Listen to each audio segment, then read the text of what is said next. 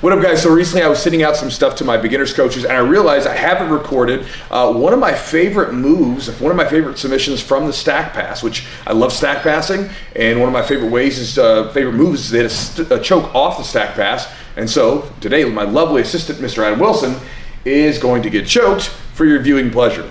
So look, we're gonna get into the stack pass. Most of you guys know the stack pass. If you don't know the stack pass, I've got videos. I'll put links down below. You can go watch the stack pass and I'll give you some good tutorials on it. But one of my favorite things to do with the stack pass is a choke.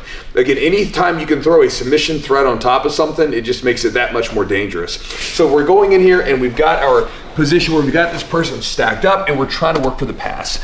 Now I'm gonna be easy on Adam. We've been training hard and we've cooled down a little bit, so I don't wanna be stacking them too much. Plus I'm a bit heavy. Right now I'm in the bulking season, so I'm sort of like high calorie Chewy, a little bit bigger right now. Now, we get in here and a lot of times we're grabbing this lapel, right? Well, we're grabbing this lapel, we're in a position where we can finish, and essentially once we get to the side, we're gonna do a bread cutter, okay? Bread cutter, paper cutter, whatever the heck you want to call it, right? So we get the grip here in the collar. I'm stacking. Again, when I stack pass with this this particular position, I'm going chest over chest with the legs in the center. And as I've got this grip here, this hand come right over here for me. Jeff, my lovely cameraman, I'm gonna be grabbing the hip, the belt, anything on this hip. This is gonna lock him in place, right? So if I'm trying to run around here, if I don't lock that, we're just gonna get this whole mess going. So I grab, and I'll grab onto some of the material here, whatever I can get a hold of. And then from here, I'm gonna begin to pass and go. Now, that's the pass. Bread cutter choke on it. We just hold the hip, and we stay up a little bit, right? So we're here, we're stacking, getting the lapel. And again, I wanna make sure my thumb is in there, nice deep. Get the grip.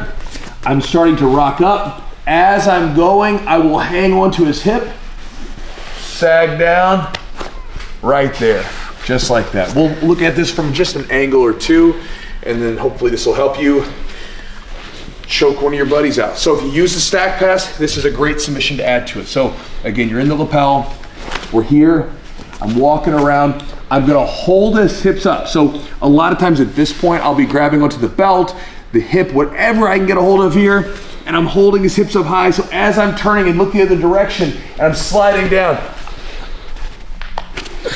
And like a bread cutter, in any other collar choke, the wrist action is always important. So anytime you do a collar choke, pretty much of any sort, there's always gonna be a wrist action going on. You're either flexing, this direction, almost like casting and reeling. This is like the sort of cue that I use, casting, reeling. So in this instance, we've got thumb in, we're grabbing, so we're gonna be reeling it in. So from here, as I'm grabbing and I'm pushing down, I'm not going straight on his neck, right? I'm pulling my elbow down, and then to finish it, I tighten this up. This is one of the things that a lot of newer jiu-jitsu practitioners, white belts and stuff like that, they miss, right? They try to like drop their weight on, they focus on arm power, pushing things through, but at the end, the magic of collar chokes, for me at least, is in the wrists, okay? So last time, and then we will give Adam a rest, and you will go to the gym and try to choke out someone with this move. So we're here, I'm walking. Now I'm holding his hips high to let go of his legs.